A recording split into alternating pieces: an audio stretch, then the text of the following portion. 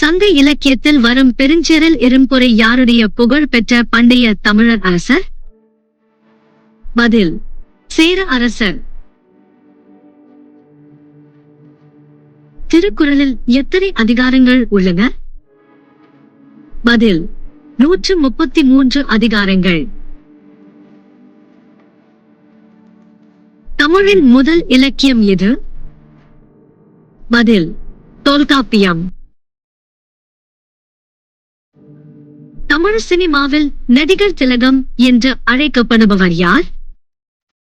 பதில்: சிவாஜி கணேசன். பாண்டிய மன்னர் நெடுஞ்செழியனின் தலைநகரம் எது? பதில்: மதுரை.